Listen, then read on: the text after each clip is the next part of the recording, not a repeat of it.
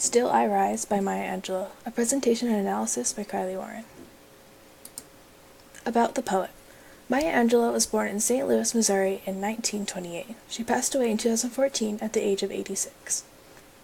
Angelou had many talents and careers throughout her life. She was a singer, dancer, actress, composer, Hollywood's first female black director, but she was mostly known for her writing. Most of Angelou's poems are known for beautifully portraying black women and equality between races and sexes. Angelou was also a civil rights activist and worked for Dr. Martin Luther King Jr. and Malcolm X. This is Still I Rise by Maya Angelou. You may write me down in history with your bitter, twisted lies. You may trod me in the very dirt, but still like dust I'll rise. Does my sassiness upset you? Why are you beset with gloom? 'Cause I walk like I've got oil wells pumping in my living room. Just like moons and like suns with a certainty of tides, just like hopes springing high, still I'll rise. Did you want to see me broken? Bowed head and lowered eyes, shoulders falling down like teardrops, weakened by my soulful cries? Does my haughtiness offend you? Don't you take it awful hard, 'cause I laugh like I've got gold mines digging in my own backyard. You may shoot me with your words, you may cut me with your eyes, you may kill me with your hatefulness, but still, like air, I'll rise. Does my sexiness upset you? Does it come as a surprise that I dance like I've got diamonds at the meeting of my thighs? Out of the huts of history's shame, I rise. Up from the past that's rooted in pain, I rise. I'm a black ocean, leaping and wide, welling and swelling, I bear in the tide. Leaving behind nights of terror and fear, I rise. Into a daybreak that's wondrously clear, I rise. Bringing the gifts that my ancestors gave, I am the dream and the hopes of the slave. I rise, I rise, I rise. This is a lyrical poem. It does not tell a story like a narrative poem would. The speaker of this poem is a strong, independent black woman who constantly chooses to rise above sexual and racial oppression and hate.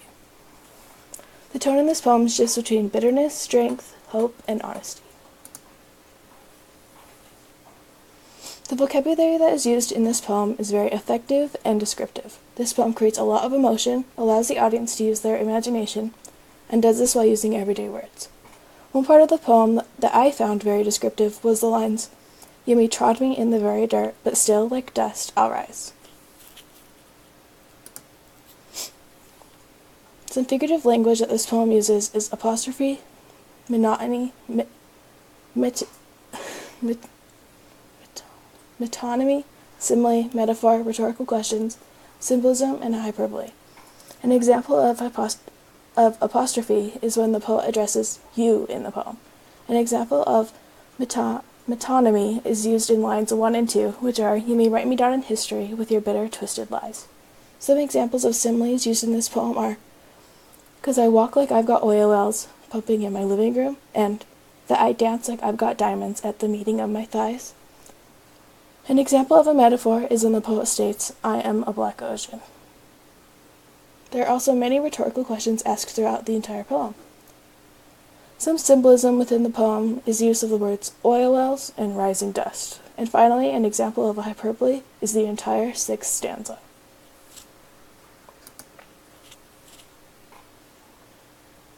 Sound devices.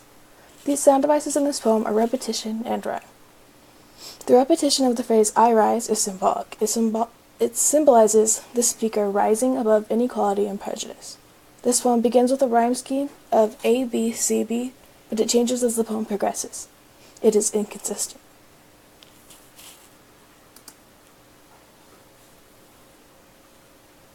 My interpretation. This poem is about a black African American woman. She expresses that she will not be torn or looked down upon by anyone for being who she is. She will rise above the hatred and unfairness she is faced with and come out even stronger.